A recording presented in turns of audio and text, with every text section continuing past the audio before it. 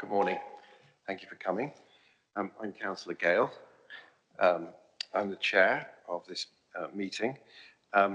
We're going to just go through some of the preliminary business first. So first of all, can we confirm the minutes of the previous meeting, please? Great. And now apologies for absence, there are none. And are there any declarations of interest?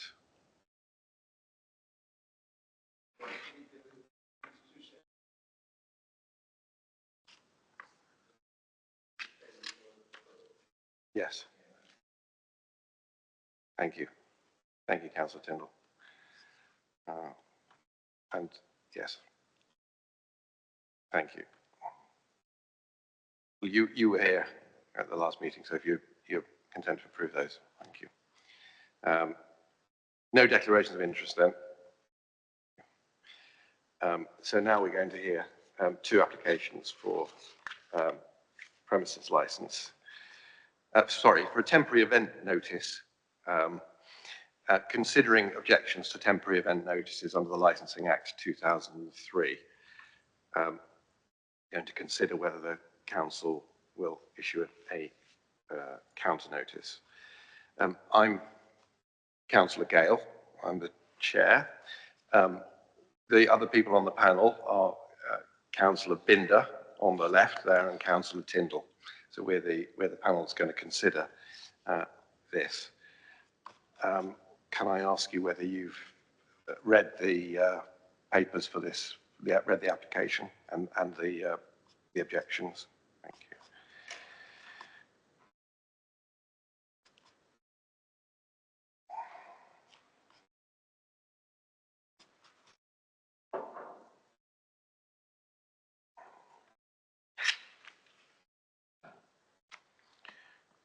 Just make sure.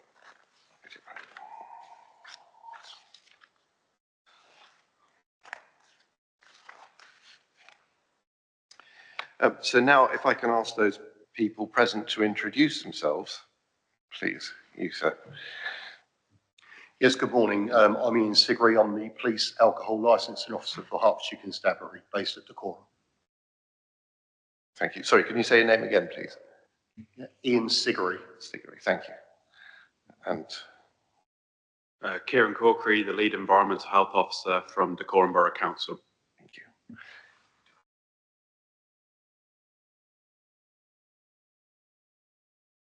To my left, I've got legal advisors Nargis Sultan and just Adele Stapleton and Kim Knight over there.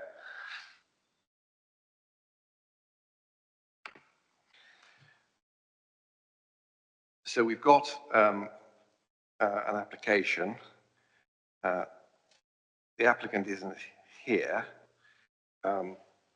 so I'd like to, Karen, does it need to be introduced by Ms. Knight, please? Yes, thank you. Thank you.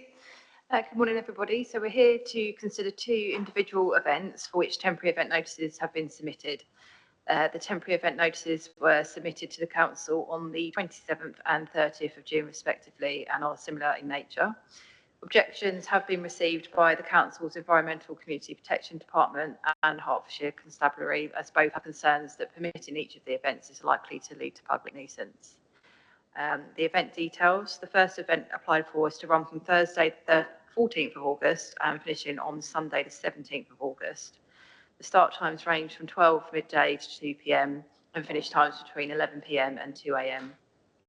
The event is being advertised as Elevate Festival, and the application seeks authorisation for the sale of retail by alcohol, late night refreshment and regulated entertainment. The second event is to run from Thursday the 11th of September to Sunday the 14th of September 2025. Again, the start times range from 12 midday to 2 p.m. and finishes times between 8 p.m. and 2 a.m. This event is being advertised as Geo Cream Festival, and the application seeks authorisation again for the sale of retail by alcohol, late night refreshment and regulated entertainment. The notices are submitted for a single location, which is Highridge Farm in Frithsden. All events are for a maximum of 490 people. And it's worth noting that the forms were originally completed to include relevant entertainment, but it's since been established that this was an error, so please disregard that. So we put the representations to the licensing authority, and they can either issue a counter notice to either or both of the 10s, or they can decide to not issue a notice and allow the events to go ahead. Thank you. Yes. Gentlemen, can I ask first how long you're going to speak for? Chair, hopefully no more than a minute or so of your time. Okay, thank you. Yeah, the same, Chair. Our representations were given and they're annexed in the report, so there shouldn't be much more unless there are questions from the panel. Thank you. Okay. And have all the relevant requirements been complied with? Yes, they have. Yes. Thank you. In that case, Ian Siggery, if I could ask you to go first, please. Yes, good morning, everyone. As I said in my introduction, I'm Ian Siggery. I'm the authorised police alcohol licensing officer. I started role in April of this year.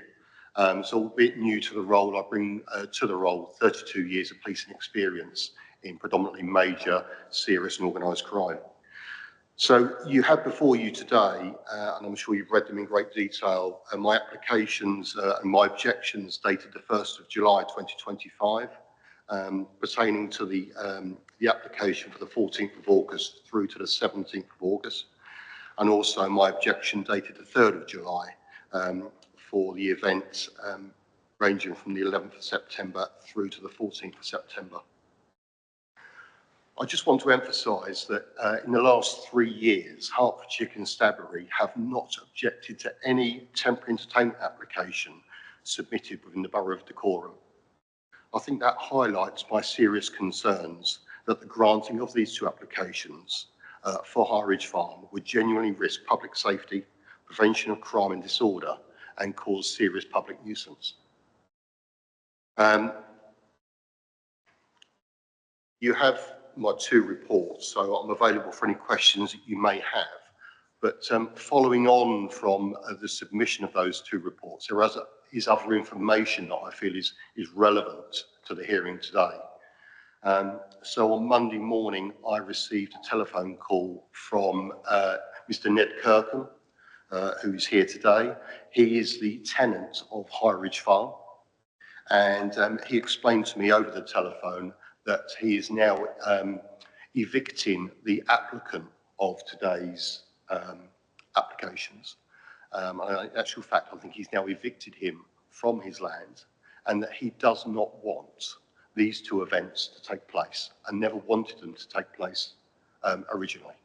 I think that's of significance to you all today.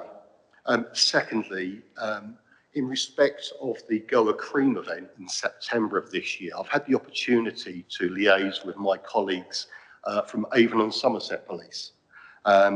Basically, the Goa Cream event, that the application that it takes place in September over a 4-day period, took place in Avon and Somerset in 2023. There were significant issues with that original event. So much so that the police and the council applied a number of restrictions to the 2024 event.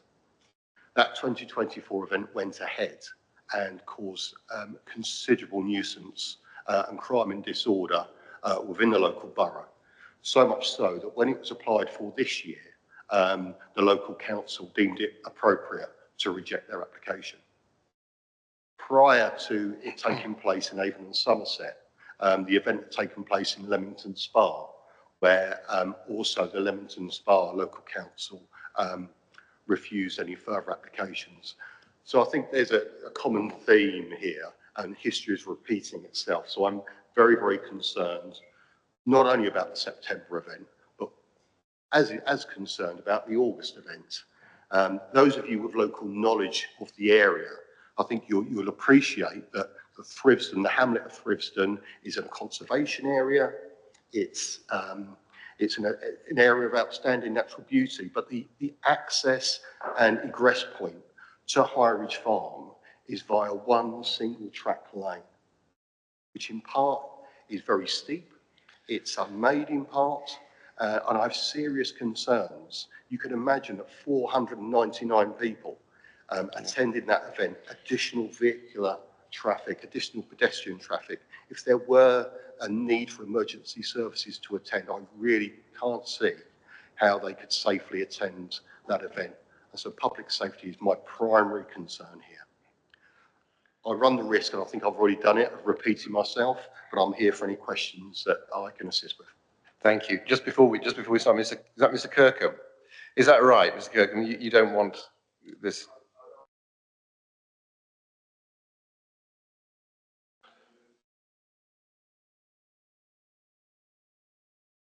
He's evicted. Did he have a formal lease or anything like that? Or, yeah. Okay. Thank you. Yeah. I don't think I need to hear any more of this evidence. I don't think we need to. I think that sort of answers it for me anyway, unless anybody else has anything to say. Just very quickly, Chair, I was struck by the fact that the attendance was going to be 10 under the limit, and I just wondered how the applicant was going to control entry. But whether that's a flippant question or not, but I think, you know, I don't mind if it's not answered. Well, he's not here, so. Thank you, Councillor Binder. I did have a lot of questions, Chair. Oh, yes, well, he's not here to answer them. So I don't think we need to, unless you particularly want to say anything. I think We've got the report. Ian has covered everything, and you've got my report, which has our concerns already there. Thank you. Okay, so we've got the report. We'll take everything into consideration, of course. But I don't think I have any more questions. Well, Chair, if you, It seems to me that the landowner doesn't want to. yeah, Chair, I think if you've this one. So, Chair, you've heard from everybody. If you're content that you've heard from everybody, then you would now move on to deliberations. Yes. And if we can ask all parties to step out for a moment while you let the panel deliberate, and we will call you back in when a decision is reached. Thank you.